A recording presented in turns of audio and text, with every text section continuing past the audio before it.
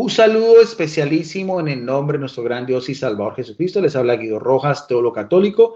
Aquí en este compartir en vivo, yo desde la ciudad de Palmira, Valle del Cauca, con un amigo, mi amigo Víctor Ayala Sporner, que está en este momento desde la ciudad de Guayaquil, Ecuador. Estamos transmitiendo desde su Facebook un compartir interesante. Vamos a manera de preguntas y respuestas para que nuestro amigo Víctor nos explique algo sobre lo que es el origen de la Iglesia de Jesucristo de los Santos de los Últimos Días, más conocido pues con el título de los Mormones, aunque Víctor nos explicó que ese no es el calificativo exacto, pero hay que aclarar también, Víctor, que la mayoría de las personas que no pertenecen a tu iglesia, así es comúnmente como se conoce. Bien, entonces vamos a darle paso porque tenemos una hora de transmisión a que nuestro amigo Víctor se presente y dé su saludo inicial. Adelante, Víctor. Bueno, muchas gracias, Guido, por esta segunda oportunidad. Estaba recordando la primera, la disfruté mucho y bueno, y esperamos que podamos disfrutar de igual manera este segundo conversatorio y que podamos, como te dije la vez pasada, enlazar lazos de fraternidad, que creo que al final de cuentas es lo que más importa, ¿no? Sí, y de eso se trata, Víctor, porque yo te decía, yo tengo un canal en YouTube, más que todo, pues eso también lo comparto a un grupo de foro y a mi, en Facebook, y a mi Facebook, pero el canal mío en YouTube se llama Teólogo Guido Rojas, y yo te decía, yo tengo, aparte que sí tengo debates, pero esos son otro espacio, también tengo compartir a manera de cultura religiosa con personas de otras iglesias cristianas, y entonces por ese lado te quería decirte que este conversatorio no es a manera de cuestionar tu fe, porque no se trata de eso, yo en eso soy completamente respetuoso, sino que hay algunas interrogantes, porque la historia de lo que es la fundación y el origen de tu iglesia tiene unos puntos que para los que no somos nos parecerá un poco sorprendente. Y eso es lo que tú también me pediste, tener la oportunidad también, no de los detractores, porque ni de los enemigos, sino de lo que cualquier persona se puede preguntar acerca de lo que es el origen de tu iglesia.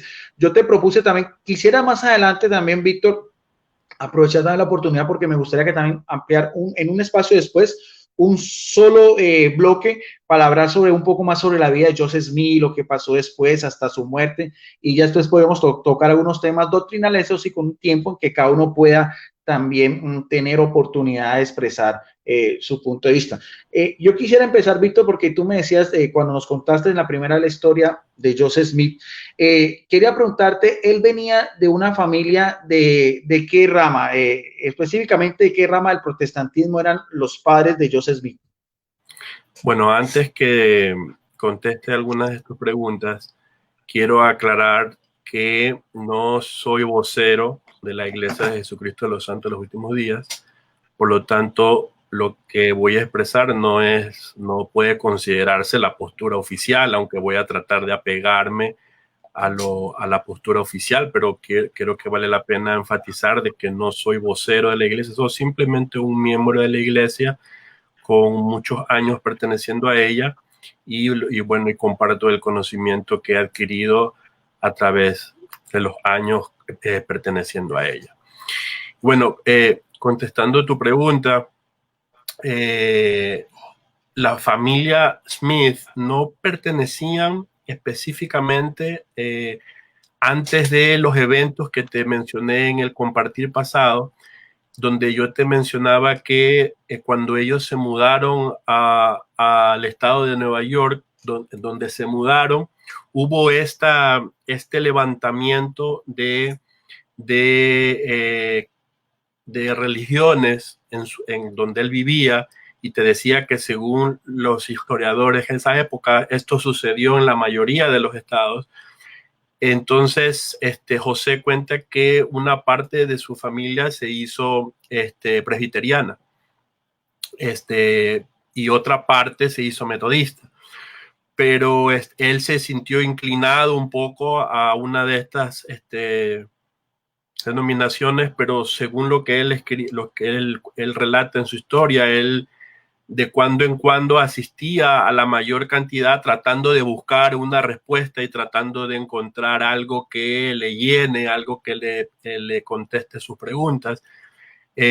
Asistía a la mayor cantidad de denominaciones que el tiempo le daba, pero esto es más o menos el preámbulo de cómo sucedieron las cosas.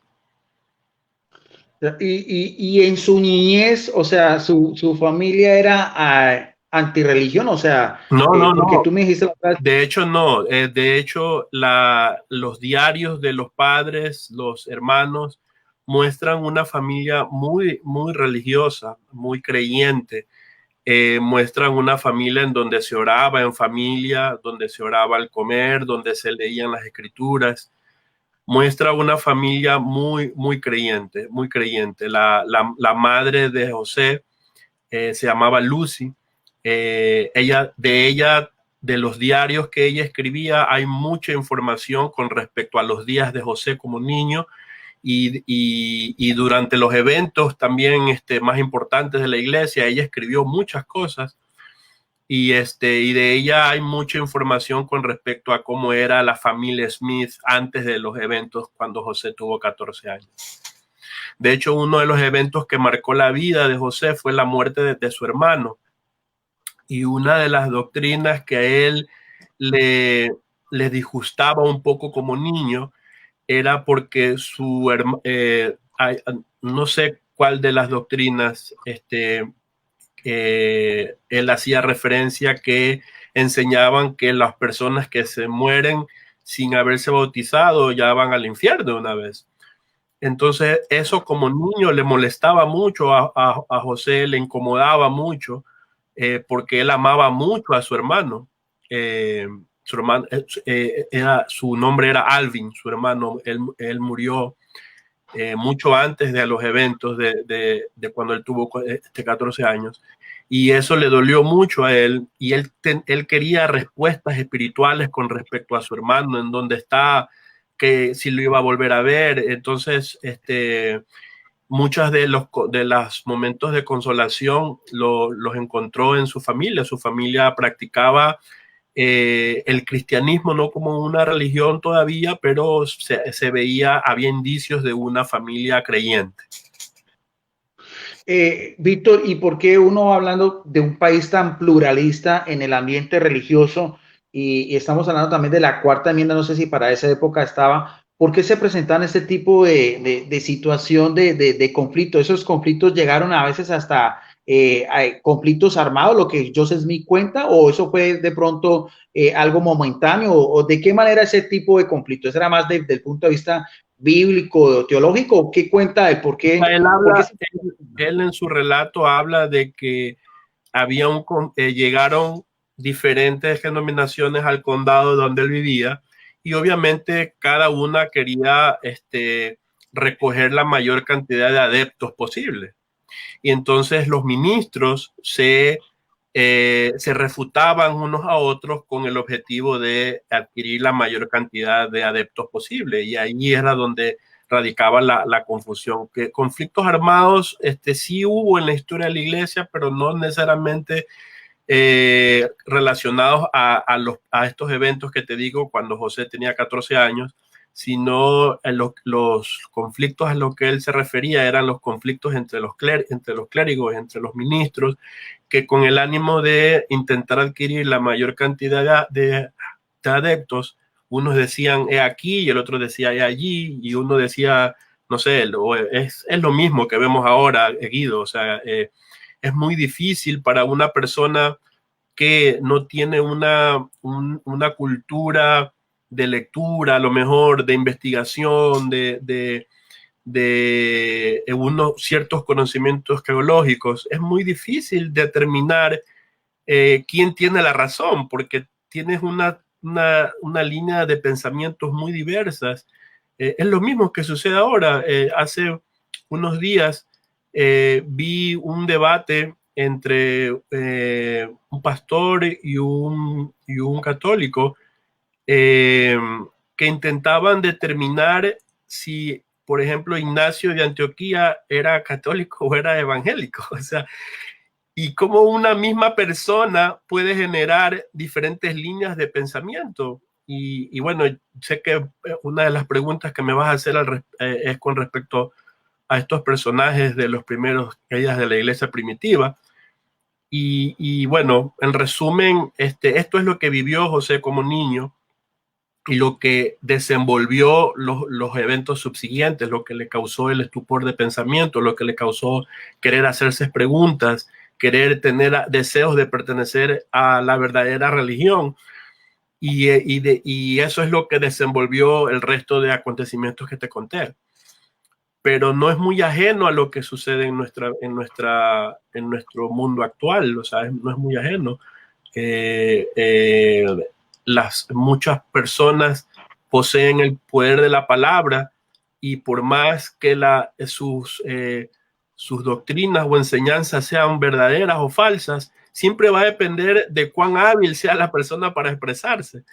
Y entonces, ¿cómo podemos determinar que un asunto es realmente que proviene de Dios y siempre dependemos del poder de las palabras? Sin embargo, la experiencia de José muestra que sí podemos acudir a Dios en búsqueda de respuestas. Y no solamente que podemos acudir a Él, sino que hay la certeza de que Él nos puede responder, de que Él se preocupa por estas cuestiones que sus hijos viven en esta vida. Y si nuestras preguntas son profundas, son sinceras, yo tengo la certeza de que él puede responderlas. Requiere ciertos aspectos, ciertas condiciones, pero él es capaz de inmiscuirse en los asuntos de sus hijos cuando lo buscamos con sinceridad. Y Víctor, y de la familia de José Smith, tú nos decías que la mamá se llamaba Lucy y nos hablaste de un hermano mayor que era muy querido, al que murió.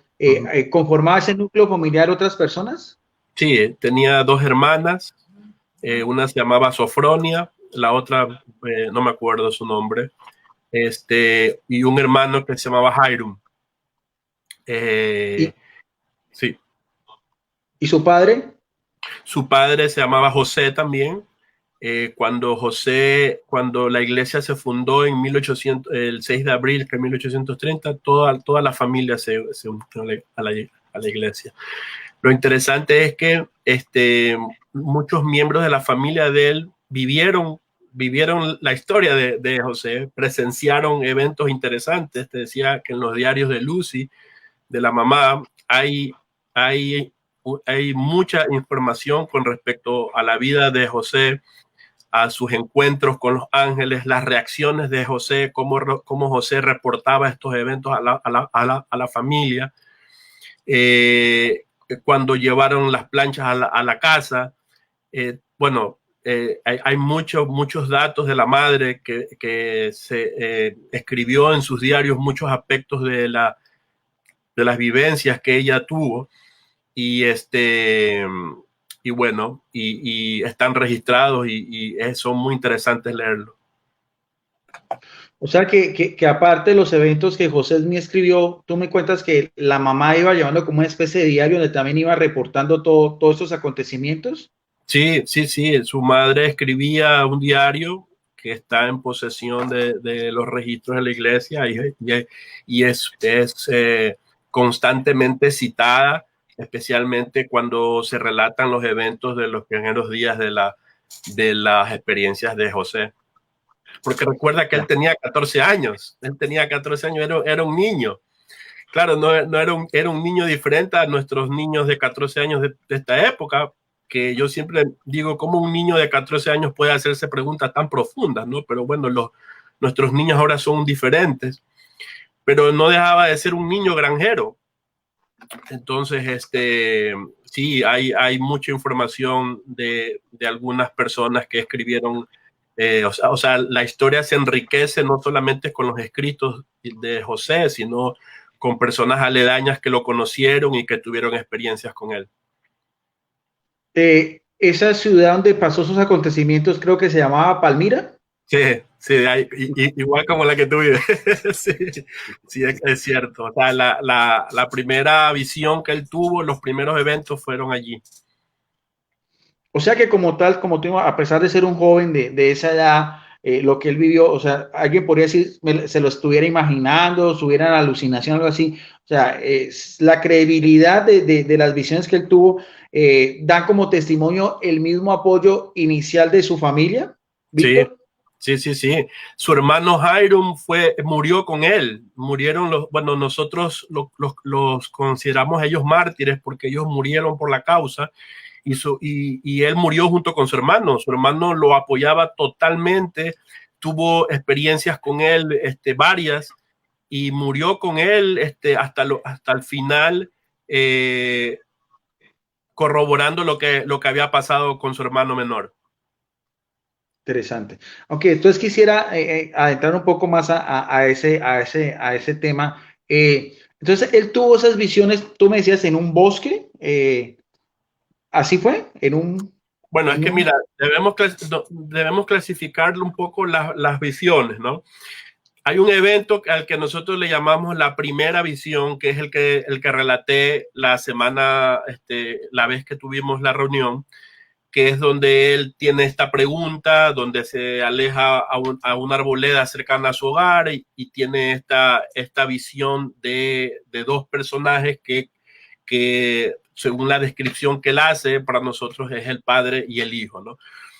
Pero luego de estos eventos, esto fue cuando tenía 14 años, pasaron 3 años para que él tenga un segundo evento, pero no fue ya con el padre ni con el hijo, sino fue con este ángel al que es el que se hizo nombrar Moroni, que es el que le muestra las planchas, y este ángel se le aparece por 4 años seguidos, todos los años, lo prepara hasta que él considera que él estaba listo para recibir las planchas. De estas planchas, él sufre una serie de peripecias porque la comunidad donde él vivía se llegó a enterar de que él tenía un libro de oro y hubo muchos intentos de robárselo, de quitárselo. Y entonces él pasó muchas peripecias. El Señor le mandó a no mostrárselas absolutamente a nadie. Y así empezó los primeros días de la traducción. Tiempo después, el Señor le permitió mostrársela a 3 personas y luego a 8 más, que es lo que hoy conocemos como los 3 testigos. Este evento es uno de los eventos más importantes de la historia de la iglesia, porque viste que, bueno, hay una escritura, en varias escrituras en la Biblia, que demuestra esta ley de los testigos, en donde se menciona que por boca de 2 o 3 testigos se decidirá cualquier asunto. Para José fue un... Víctor, Víctor, discúlpame que me interrumpa, pero vas como muy rápido. Yo quisiera aprovechar también para conocimiento general, ir otra vez, ir paso por paso. O sea, entonces, vamos otra vez porque hay mucha gente, volvemos a repetir, el tema es para que la gente tenga más claridad y todo, porque bueno, ya eso para ti es algo muy habitual. Entonces, él cuando tenía 12 años está en este bosque. 14. 14, sí, perdón. Y él anhelaba que Dios le diera respuesta a esas interrogantes con respecto también a la muerte de su hermano y también a los conflictos que él veía entre los pastores y todo No, eso. en ese momento no. En ese momento, a ver, en ese momento el conflicto interior que él tenía es que él se vio visto en su comunidad con una serie de religiones que le decían únete a mí, y entonces él quería saber a cuál religión unirse. Su intención en ese momento fue saber a qué religión unirse. Él cuenta que un día, o sea, que le causó muchos problemas tratar de saber a qué religión unirse, y un día estaba leyendo la epístola de Santiago, el capítulo 1, versículo 5, que dice: si alguno tiene falta de sabiduría, pídala a Dios. En palabras de él mencionó que nunca había sentido que una escritura había penetrado tan fuerte en su corazón, y él, después de meditarlo repetidamente, pensó que si alguna persona tenía falta de sabiduría en ese momento, ese era él, y que no podría más que o seguir el consejo de Santiago o o simplemente no unirse a ninguna iglesia, ¿no? Entonces ahí es cuando él decide seguir el consejo de Santiago y preguntar a Dios. Él se aleja a una arboleda cercana a su granja, se arrodilla y es donde tiene esta epifanía, donde tiene esta visión, ¿sí? Que es la que relaté la vez pasada. Entonces, ese primer encuentro. Esa es la primera visión que él tiene, en donde él ve una columna de luz más brillante que el sol sobre su cabeza, y en esa luz ve a dos personajes cuyo fulgor y gloria no admiten descripción. Uno de ellos le habló llamándole por su nombre y le dijo, señalando al otro, este es mi hijo amado, escúchalo. Cuando él se logra recobrar, porque previo a este evento, también no sé si recuerdas que relaté que él tuvo, mientras oraba, experimentó una fuerza contraria que le estaba impidiendo orar. Cuando él se recupera con la visión de estos dos personajes, logra preguntarle a este personaje, que sabemos que es Cristo, que a qué iglesia debían unirse, y el Señor le contestó que no debía unirse a ninguna, que todas estaban en error, que con su boca lo adoraban, pero su corazón lejos de él estaba. Y les mandó y les hablaron muchas otras cosas que él no escribió, no están, solamente él en su relato dice que muchas cosas más le dijeron que no se le permitió escribir. Ese fue su primer evento. De ahí no tuvo más eventos hasta los 17, hasta los 17 años. Sí. En ese primer encuentro, tú me decías, sí, hasta ese fue a los 14 años, pero tú me decías, él vio, o sea, porque he visto en algunas imágenes, por ejemplo, de tu iglesia, que pintan a Jesús casi como si fuera una persona aria, casi como un rubio, y todas esas características fisionomías de Jesucristo, ¿va de acuerdo a los artistas de tu iglesia, o es más que todo el relato que Joseph Smith habla de cómo era la apariencia de Jesucristo? No, él en esa ocasión no describe físicamente a los seres, simplemente describe que su fulgor, en las palabras de él dice, cuyo fulgor y gloria no admiten descripción. Esa es la descripción textual que él dio. El arte que la iglesia tiene con respecto a este evento es muy variado, ¿no? Ahora, lo que sí podemos intuir es que estos son personajes glorificados, ¿sí? Entonces, tal vez por esta descripción de glorificado, y a lo mejor pensando un poco en la transfiguración de Moisés, por ejemplo, o en la del mismo Señor, tal vez es que los artistas se hacen una idea de cómo pudiese ser, pero no corresponde en realidad a una descripción que hace José, simplemente es obra del arte nomás. La descripción literal que hace José es que vio a dos personajes cuyo fulgor y gloria no admiten descripción. Lo que sí es claro es que son dos personas. Eso, o sea, lo que podemos obtener de la visión de José es una idea de Dios el Padre y del Hijo un poco más clara, porque hasta ese momento se concebía a Dios como una especie de fuerza o de entidad, pero la visión de José nos deja ver que son dos seres, son dos personas. Y bueno, pero no hay una descripción física de los personajes en los relatos de José. Interesante, porque después podemos hablar un poquitico más desde el punto de vista doctrinal, si hay Trinidad o así, que eso sería después. ¿Ese lugar se conserva? ¿Se conserva ese lugar? Por supuesto, es parte de los lugares que la iglesia mantiene como lugares históricos de los eventos más importantes de la iglesia. Algo interesante, yo la primera vez que leí la visión, yo había leído la Biblia ya, coincidentemente tenía 14 años también, yo venía de una familia muy religiosa, como te mencioné, y yo ya había leído la Biblia para no toda la Biblia así como de libro a libro, pero ya había leído la Biblia en ciertos aspectos. Y yo recuerdo la visión de uno de los mártires, de los primeros mártires de la iglesia, no sé si recuerdo mal, creo que fue Bernabé, que él fue apedreado. Y los registros de la Biblia, Perdón. Esteban, Esteban. Esteban. Es correcto, Esteban. Y él habla de una epifanía muy parecida a la de José. Él habla de que mientras los estaban apedreando, él vio al hijo a la diestra del padre, ¿sí?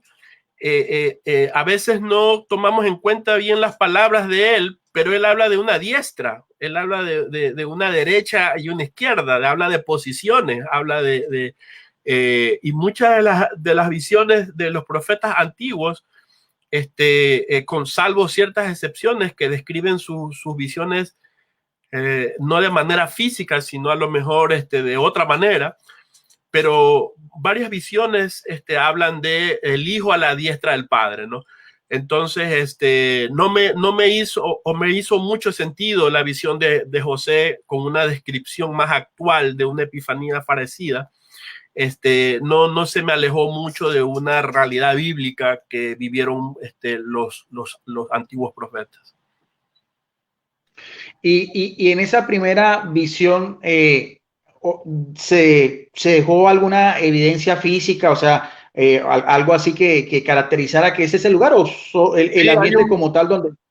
Hay la arboleda, la arboleda que ahora le llamamos la arboleda sagrada, es una propiedad actualmente de la iglesia. Hay un monumento,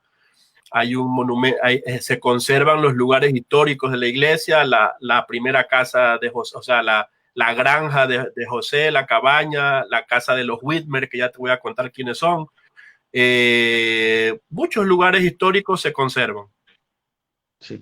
Y bueno, interesante todo eso, o sea, y ahora en ese periodo que dices tú de los 14, o sea, lo que más o menos él escuchó es que Jesucristo decía que para ese momento, o sea, él le estaba dando como el preámbulo de que él tendría una misión especial en cuanto a ser, como decir, lo que para ustedes suena como un profeta de los tiempos, pues, en ese entonces. Es más o menos lo que él alcanzó a intuir de que le decía Jesucristo. Bueno, en ese momento, no sé, esa pregunta no te la podía responder porque en los escritos de José lo que sabemos que se le dijeron muchas cosas, pero no las escribió todas. Se escribió específicamente el evento, eso es lo que sabemos.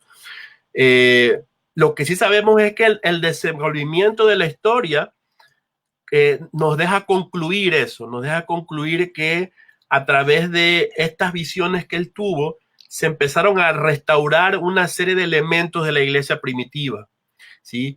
Que existieron en la iglesia primitiva y luego con un mandato específico se le mandó a él a organizar formalmente una iglesia que él hizo el 6 de abril de 1830. Y lo hizo, algo interesante es que lo hizo el 6 de abril porque el Señor le reveló que ese fue el día que él vino al mundo, el 6 de abril. Y bueno, y él pasó a organizar una comunidad, como quien dice, legalmente, una vez que sucedieron una serie de eventos, entre ellos la restauración del sacerdocio, la salida a luz del Libro de Mormón, la restauración del sacerdocio, tanto el arónico como el de Melquisedec, que nosotros, él junto con otro personaje que se llamó Oliver Cowdery, ellos tuvieron dos visiones, una de Juan el Bautista, quien colocó las manos sobre la cabeza de ellos y les confirió un poder que él llamó sacerdocio arónico. Les indicó que con ese poder podían bautizarse. De este lugar también hay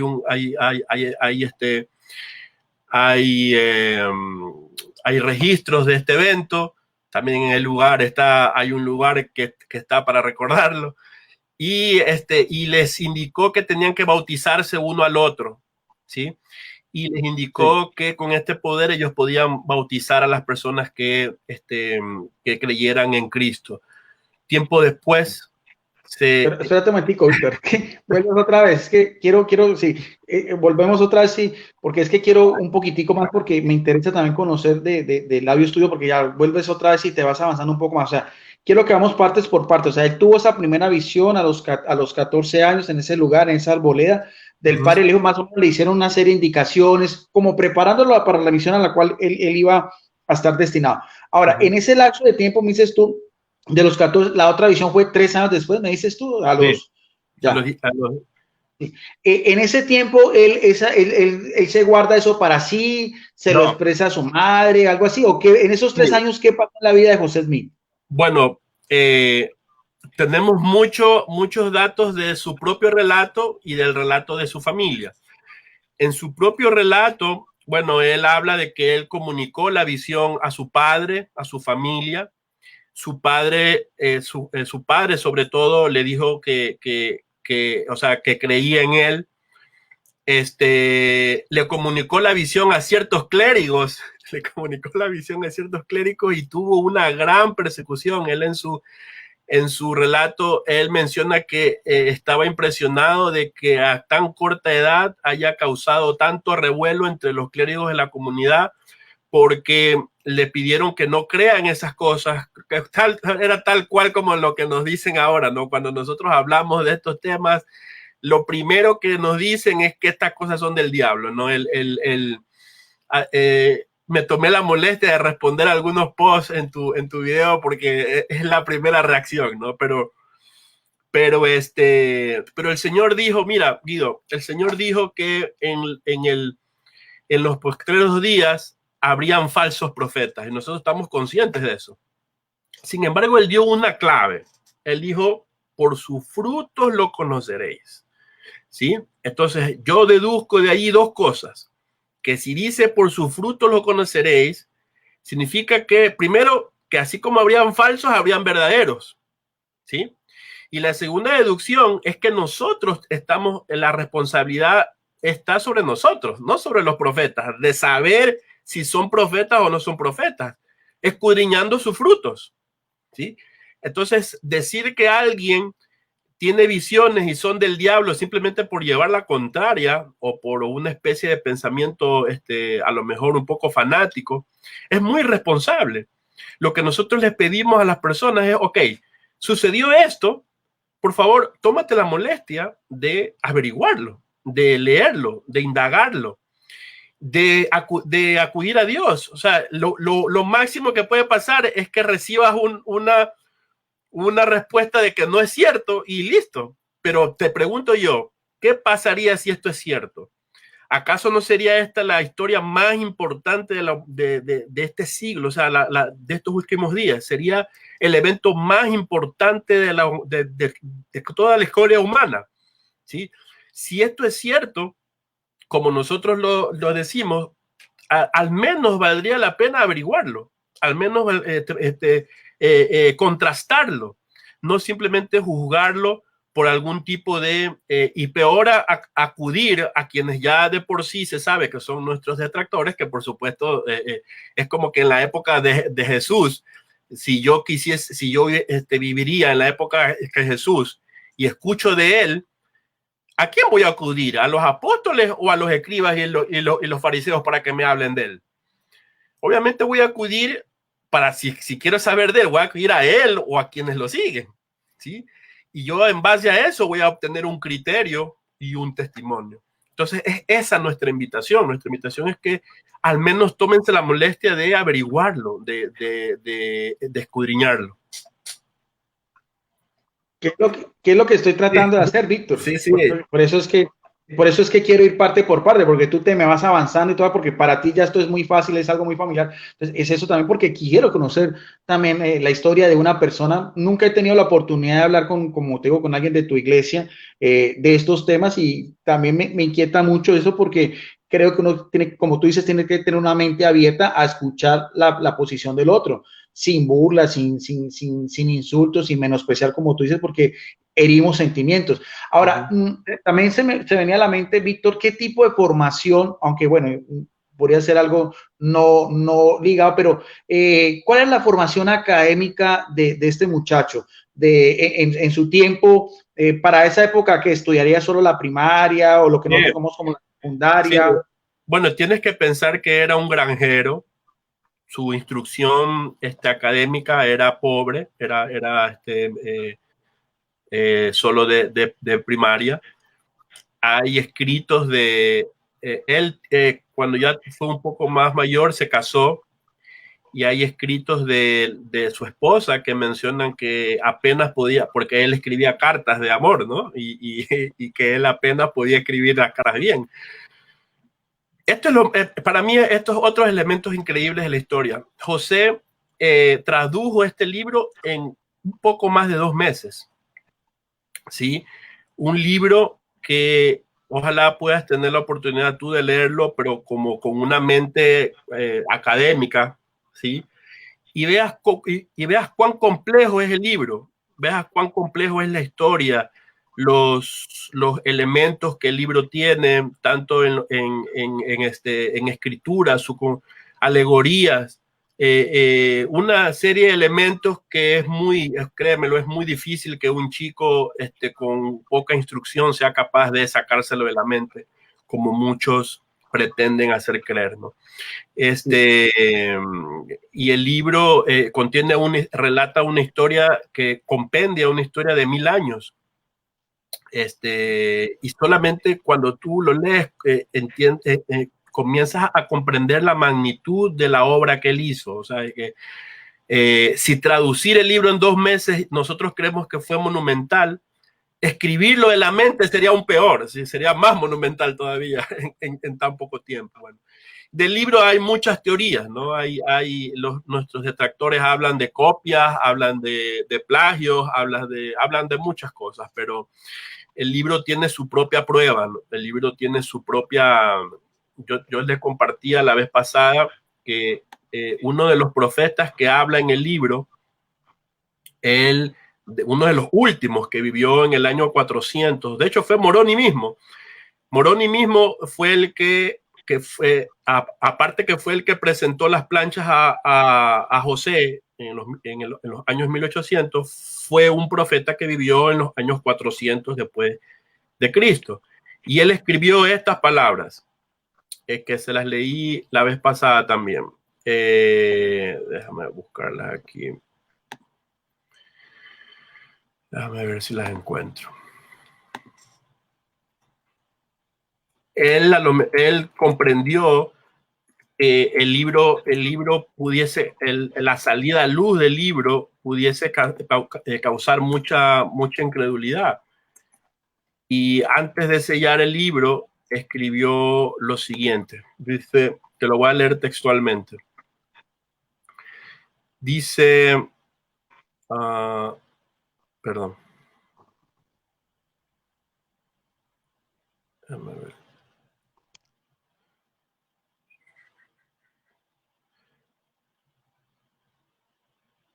A ver.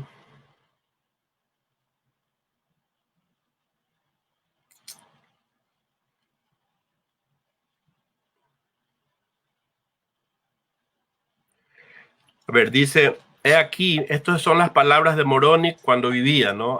Te estoy hablando del año 400, antes de sellar el libro. Dice, he aquí, quisiera exhortaros a que cuando leáis estas cosas, si Dios juzga prudente que las leáis, recordéis cuán misericordioso ha sido el Señor con los hijos de los hombres, desde la creación de Adán hasta el tiempo en que recibáis estas cosas, y que lo meditéis en vuestro corazón. Y cuando recibáis estas cosas, quisiera exhortaros a que preguntéis a Dios, el eterno Padre, en el nombre de Cristo, si no son verdaderas estas cosas. Y si pedís con un corazón sincero, con verdadera intención, teniendo fe en Cristo, Él os manifestará la verdad de ellas por el poder del Espíritu Santo. Y por el poder del Espíritu Santo podréis conocer la verdad de todas las cosas. Entonces, eso es lo que escribió él, y esa es la única manera que podemos saber si el libro es cierto. Sí, sí, pero vuelves otra vez y te me adelantas, Víctor. Entonces, quería decir, porque es que me parece interesante, pero es que tú te me vas otra vez y no me hace como espacio para que ir por paso. O sea, me pareció interesante lo que tú decías porque me tocó volver para que tú me explicaras un poco. Entonces, José Smith tiene esa primera visión, él se la comenta a sus padres y él también en su misma ingenuidad o su misma, pues, testimonio le comenta a algunos clérigos, como tú dices, de estas iglesias. Entonces, evidentemente fue rechazo completo. O sea, fue casi rechazo y fue también la comunidad lo tildó como de que como si fuera un loco, un visionario. Sí, bueno, lo que en los registros hay indicios de una especie de persecución hacia él. Él habla de que él se sentía impresionado de que un joven de tan corta edad pudiese causar tanto escarnio. Pero en sus palabras él dice, pero yo no podía negar lo que había visto. O sea, porque él lo sabía y él sabía que Dios lo sabía. Estas son palabras de él. Te estoy citando sus palabras. Luego habla de que él trató de vivir su vida de joven normal. Habla de que cometió muchos errores, él habla de los errores de la juventud, las cosas las locuras que uno hace de joven, hasta que sucedió el evento de los 3 años después. Claro, interesante. O sea, y ahora, porque es casi como una especie como de confesión de él, es como, algo así como, sí. ¿Y esos libros, ustedes los conservan? Los escritos de él, por supuesto, son parte de nuestra biblioteca, de libros, sí, son, por supuesto. O sea, él iba también, o sea, él aparte de eso, o sea, él iba llevando como un diario también en esos más o menos él iba redactando lo que él vivía, pues, o sea, sus experiencias como tal, lo que nos dice de joven y todo. ¿Iba llevando ese registro o eso lo hizo ya después o no, cómo fue? Hay diferentes tipos de registros, ¿no? De hecho, el relato de la primera visión tiene algunos registros, porque él no es que le sucedían las cosas y salía corriendo a escribirlas, no sucedió así. Los relatos que ahora consideramos oficiales fueron escritos mucho tiempo después, corroborados por los diarios de su familia, de sus hermanos, de sus padres, de sus vecinos, etcétera, etcétera. Pero no es que sucedió que tuvo la visión y fue los escritos de él empezaron a partir de la restauración, de que el Señor le mandó, de hecho porque le mandó a escribir después, ya más adulto. Lo que sí hay indicios es de los diarios de la mamá. Ella sí tiene diarios desde siempre. Pero no necesariamente lo hizo bajo un mandato divino, sino por alguna costumbre que ella tenía de escribir. Hay relatos de las experiencias de él, pero no es como la gente piensa que él, hay de hecho varios relatos de la visión. Hay varios relatos porque él contó la visión verbalmente a los miembros en algunas ocasiones y estos miembros la escribían. ¿Sí? Entonces, hay varios relatos de su mano. Hay uno que es del que consideramos oficial. Sin embargo, hay otros relatos de la visión tomados de otros que los escucharon a él y escribieron sus palabras. Qué interesante eso. Y cuando tú más, bueno, hay otra cosa que se me vino ahorita cuando uno ve los retratos de Joseph Smith, uno lo ve una persona muy bien parecida. O sea, esos retratos es más o menos la fisionomía de él, Víctor. No, tampoco. Eso es uno hay pocos, de hecho creo, en esto no voy a ser tan certero con lo que te voy a decir, pero hasta donde yo conozco, hay solo un retrato, una foto de José. De allí, cuando él falleció, se le hizo ¿cómo se llama esta práctica que te mascarilla mortuoria? Exacto, una mascarilla mortuoria y eso hay, ¿sí? Pero no hay bueno, no hay fotografías de él, por lo tanto es muy difícil hacer de él una descripción física con certeza, ¿no? Porque no hay, como te digo, hasta donde yo sé, hay una fotografía y hay esta máscara mortuoria que le hicieron cuando él falleció. De pronto más adelante, si las quieres mostrar, sería interesante también para el próximo, después para que también nos ampliaras de pronto, si nos gusta después para ir esos mismos lugares de la arbolada y todo eso también para que para manera de complemento también gráfico de lo que tú nos estás diciendo.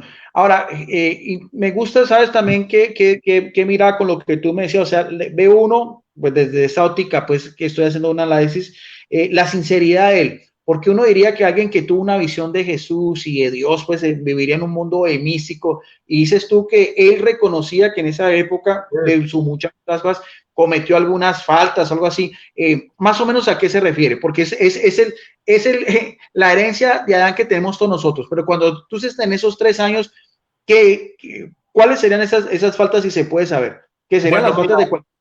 sí, no las menciona, mientras voy hablando voy a tratar de buscarte las palabras exactas de él, pero no las menciona con exactitud, pero habla de las cosas de la juventud, ¿no? Habla de sus errores de la juventud, impulsado por la juventud. No sé cómo más pudiésemos describirlo, pero algo interesante, y esto creo que, si me permite, sé que me voy a ampliar un poco con la respuesta, pero creo que vale la pena.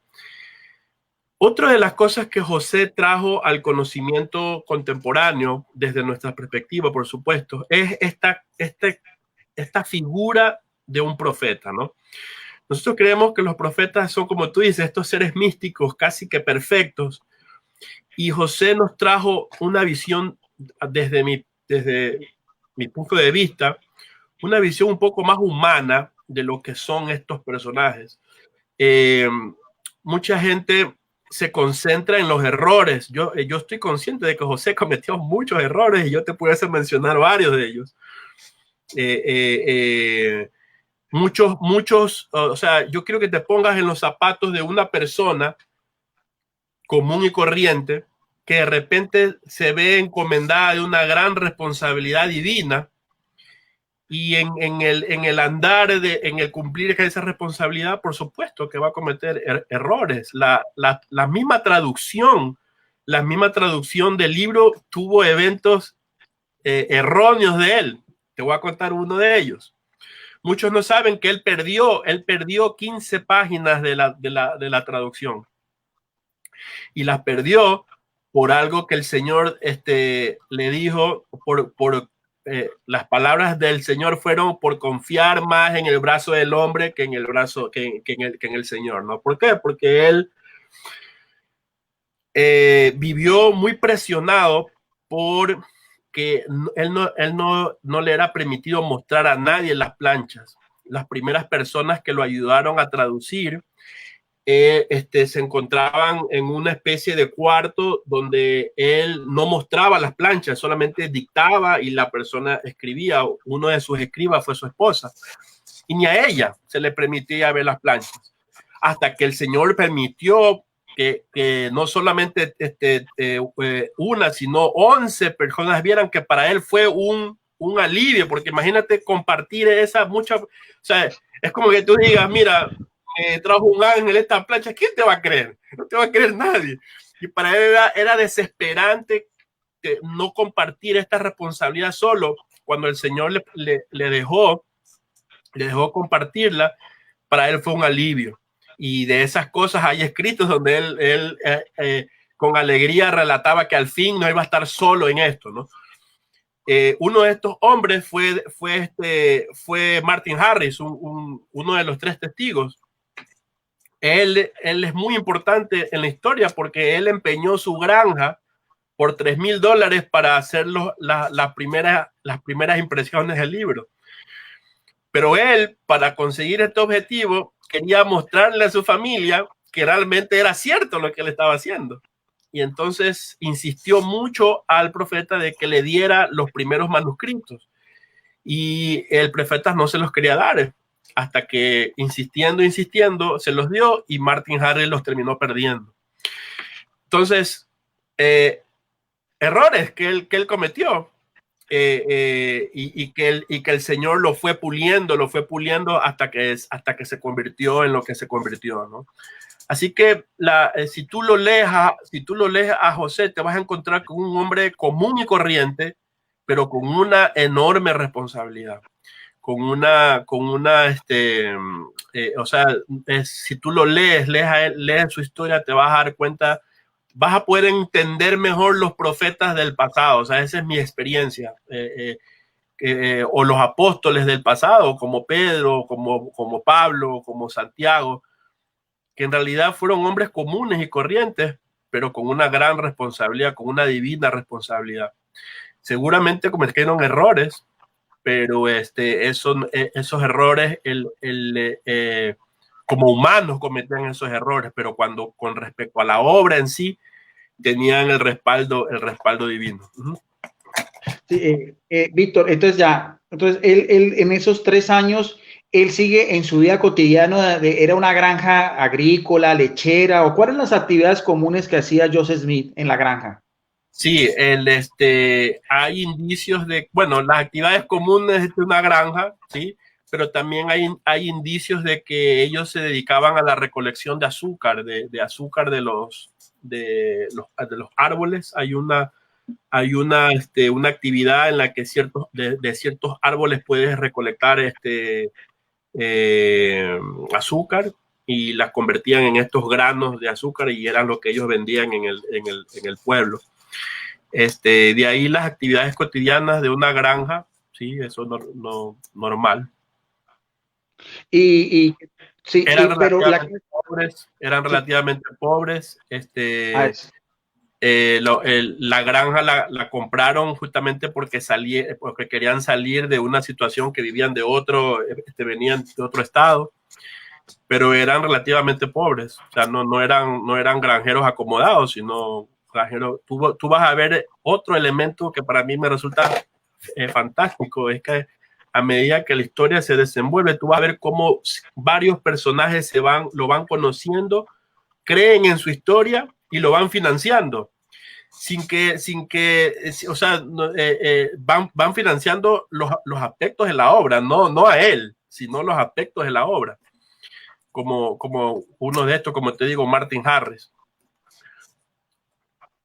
Yo quería compartir contigo, no sé si va a venir dentro de tus preguntas más adelante, pero a mí me gusta mucho la historia de Martin Harris. Déjame ver si puedo compartirte algo aquí. No, creo que no. No, pero quería leerte los testimonios de los 3 testigos. No sé si eso quieres. lo podemos dar un poquito para más adelante. La Bueno, familia de Joseph Smith venía, claro, sabemos que son inmigrantes, ¿de dónde venían? ¿De Escocia, de Irlanda, de Inglaterra? ¿De dónde no, era la descendencia de Joseph eran, Smith? bueno, sus raíces, no estoy seguro, pero ellos eran la típica familia, norteamericana, o sea, de esa época, no. Obviamente estamos hablando de los años 1800, muchos de ellos tenían raíces de Escocia, de Inglaterra, bueno, etcétera, etcétera. Pero ya para esa época ya habían pasado algunos años de la independencia y entonces ellos eran la típica familia granjera estadounidense. Sí. En esos 3 años, Víctor, para que vamos avanzando un poquitico más, para que vamos otra vez paso por paso, como tú mismo me lo pediste, porque cada vez te me vas y empiezas a hablar de cosas que el que no es de tu iglesia se vuelve a perder. En esos, Te pido disculpas, pero a veces con tus preguntas se me vienen tantas cosas a la cabeza que bueno, pero estoy tratando de seguir el sí. hilo de tus No, preguntas. yo te dije, lo podemos hacer todos los espacios que sea, que eso para mí no hay ningún problema. Además que yo sé que voy a recibir críticas, bueno, pero a mí no me interesa porque, como te digo, mi espacio es de eso, es de conocer la experiencia de Dios en el otro. Eso es también parte del objetivo que me gusta a mí también como alguien que estudia teología.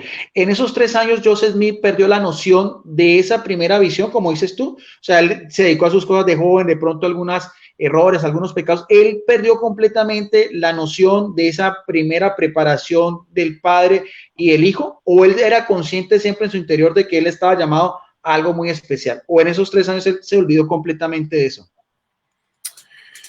Bueno, me parece muy buena tu pregunta. Yo no creo que él olvidó la visión.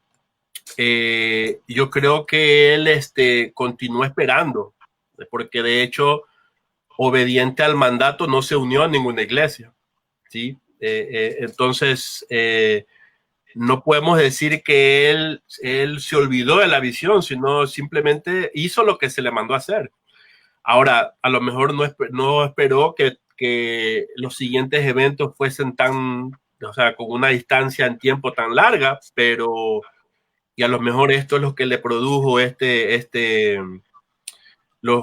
lo mejor intentar vivir las cosas de la juventud, los placeres de la juventud, pero no es que se olvidó de la visión, sino yo creo que él siguió lo que se le dijo, o sea, porque de hecho así lo hizo, no se unió a ninguna iglesia. Cuando tuvo la visión del ángel Moroni. Eso lo vamos para después, Víctor. En ese tiempo él se dedicó, por ejemplo, a llevar también una espiritualidad, ya que como dices tú no se unía a ninguna congregación, se dedicó también en ese tiempo también a estudiar la Biblia por cuenta propia, o era lo que tú nos decías que había ese ambiente familiar religioso propio de la familia sin ningún vínculo a ninguna iglesia. Sí, lo que se relata es que ellos eran creyentes, que ellos eran creyentes y que a pesar de que habían dos religiones ya en esa casa, siempre fueron unidos y fueron creyentes. Ah, o sea que aparte de eso, Víctor, a pesar de que ellos, Joseph Smith les contó la visión, o sea, habían familiares de él que pertenecían ¿a qué iglesias que me dices tú? Sí, él dice que previo a la visión, una parte de su mamá y sus hermanas pertenecían a la iglesia presbiteriana, o sea, se unieron a la iglesia presbiteriana y su papá a la metodista, si no estoy equivocado. Pero, o sea... Y después de esos 3 años, después de esos 3 años, ¿la familia se desvinculó de estas iglesias o siguieron en los oficios religiosos de esas iglesias? No hay, o sea, no he leído yo indicios de que ellos hayan continuado. O sea, lo que hay indicios es que el padre, la familia creyó en las palabras de él, creyó en sus palabras, pero no hay indicios de que ellos hayan continuado, simplemente continuaron su vida de creyentes, pero no continuaron como adeptos a ninguna denominación. Crean en Dios y todo, si tenían de pronto alguna especie de culto familiar, se reunían algún día en especial en la familia Joseph Smith. Bueno, es lo que se lee de los diarios de Lucy, es que leían las escrituras, oraban al comer, cosas así, o sea, de días específicos de que se reunían, no, o sea, no había todavía ningún indicio de hacer ninguna iglesia ni nada de eso. Ya. Listo, a mí me parece interesante eso y mira, se nos fue ya 1 hora y era lo que teníamos más o menos pensado porque tú tienes otro compromiso. Si tú quieres, Víctor, dejémoslo ahí y ya en la otra sección ya nos empezarás a contar un poco sobre esa segunda visión, sus personajes, porque yo creo que ahí se va desenvolviendo un poco más esta historia que me parece fascinante porque tiene unos indicios bien interesantes que es importante analizarlo. Si te parece bien. Sí, por supuesto. Y de pronto sí te pediría, Víctor, si de pronto nos vamos a mirar para cuándo nos podemos reunir, de pronto también que tengas oportunidad de mostrarnos, o sea, ya que tú eres una persona que le gusta, sí, porque dirá, bueno, ¿y dónde? Para que si quieres mostrarnos la casa, la arbolera, no sé, el retrato de la familia, o bueno, lo que tú puedas de pronto ver para que ir recreando un poco, para que la gente también vaya mirando a ver dónde están y qué es lo que nos dices tú que se conserva esa arboleda o los diarios no o de pronto... no hay ningún problema, para mí será un placer. Dices, antes de final, dices que se conserva una foto de él, una foto en vida. Sí, hay una foto de él hasta donde tengo memoria y está lo que te digo, la careta, no sé cómo le llaman a eso, la careta mortuoria. La máscara mortuoria. Sí. Como hay tiempo, vamos a ver, si tienes tiempo de mostrar ese material, de irlo recolectando, sería interesante para mirarlo, para observarlo, si te parece bien. Me parece interesante tu historia y la forma, pues, como el apasionamiento que tienes tú, y eso es de admirar, y yo creo que eso es válido, y eso se trata este espacio que estamos compartiendo, porque es muy interesante lo que tú nos dices, y lo podemos en otro evento también de 1 hora, ir mirando la otra parte. Pero sí te pediría, por favor, Víctor, si puedes ir recolectando alguna información gráfica para que nos puedas ilustrar también, para que la gente se... Bueno, tú nos hablas de la arboleda y todas, pero uno aquí que la granja, por lo menos ir paso por paso, para que miremos a ver todo todo ese evento, porque a mí me llama mucho la atención porque ustedes también tienen una imagen de Jesucristo, eso después nos mostraría de dónde sale y bueno, ya el templo como tal. Víctor, no siendo más, me pareció importante, ya después continuaremos como con tu permiso este primer bloque, lo voy a subir a mi grupo y a mi canal de YouTube, también el permiso para hacerlo porque de eso se trata, eso fue lo que tú me pediste y me parece que es bien importante. No siendo más, yo me despido. Solo quiero aprovechar primero para agradecerte por el espacio y bueno, volver un poco a insistir en la fraternidad, ¿no? A veces yo estuve viendo los comentarios, hay personas muy ¿cómo puedo decir?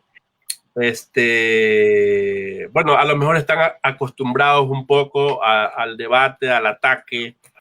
Yo creo que esos espacios a veces no nos llevan a ningún lado. Y más que puede ser que alboroten los corazones de las personas y no nos dejan un poco ver más allá de lo evidente, como decían las caricaturas de nuestra época, ¿no? Pero si tienen preguntas, yo con gusto se las respondo. Hay mucho material en el internet publicado por nuestros detractores y algo interesante es que la iglesia es muy perseguida. Me parece, es otro de los elementos que me parece muy interesante, es que hay nosotros tenemos muchos detractores, muchas personas que se dedican específicamente a ridiculizar a la iglesia, las doctrinas, etcétera, etcétera. Entonces, si quieren ver eso, hay donde verlo. Ahora, si quieren un relato sincero, no me creo dueño de la verdad, creo que puede ser un poco atrevido. Sin embargo, yo me quedo con tus palabras, que creo que si quieren un relato sincero, concienzudo de los eventos, de alguien que no es que sabe mucho, pero que se ha tomado la molestia de leer muchísimo. Yo leo muchísimo, leo no solamente de otras iglesias, leo de los detractores nuestros. Leo sus historias, leo sus conclusiones. Y bueno, y creo que hay una respuesta para todo. Y a mí me gustan estos momentos para compartir, para ilustrarnos. Y si hay algo que yo pudiese saber y que pudiese compartirlo, o alguien me quiere compartir algo, pues totalmente bienvenido, pero siempre y cuando mantengamos ese espíritu de cordialidad y de fraternidad. Claro. De hecho, también lo que tú dices, Víctor, comparto mucho porque yo cuando subí el post, alguien, no sé, porque como yo lo subo a mi canal, a mi foro y a mi Facebook, alguien escribió que curiosamente te lo iba a mandar, una de las personas que posteó decía que estaba leyendo un libro de una mujer que había pertenecido a la iglesia de los mormones y que ella daba también su testimonio, que eso de detractores hay en todas las iglesias. O sea, como tú dices, eso no tienes tampoco por qué preocuparte, porque de todas maneras van a haber comentarios a favor, comentarios respetuosos, y también van a haber comentarios ofensivos, y van a haber personas que no van a entender más que todo qué es lo que queremos. Yo lo que quiero es, porque tú me presentaste, viniste, me dijiste, quiero que la gente conozca, que quitar los mitos, porque todos tenemos mitos, y yo también puedo, con respecto a la iglesia de tu denominación, y por tu misma educación y respeto, dije, vamos a hacer esto. Y por eso te estoy pidiendo, vamos por partes para que tú tengas la oportunidad, a manera de cultura religiosa, de ir conociendo lo que tú, la experiencia de Dios y lo que tú mismo vives en tu iglesia, que me parece que es completamente importante. Entonces, Víctor, creo que ya finalizamos porque van a ser las 8. Creo que tú tienes otro compromiso. Se pasó el tiempo volando. Sí, pero ha sido un segundo encuentro muy agradable, Guido. Muchas gracias. Sí. Y lo que yo te decía, siéntete tranquilo porque yo no te voy a cuestionar. Yo no estoy aquí en plan de cuestionarte, ni de juzgarte, ni de poner en tela de juicio lo que tú nos estás contando. Simplemente estoy escuchando lo que tú nos dices, que me parece que es importante y que es también edificante a manera de uno de poder conocer la experiencia de Dios en el otro. Víctor, gracias. Ahí nos ponemos de acuerdo. No olvides, por favor, si tienes tiempito, porque yo te lo dije con anterioridad, ve buscando también ese material gráfico para que nos puedas también ilustrar y ya después lo anunciamos. Gracias, Víctor. Nos vemos. Gracias.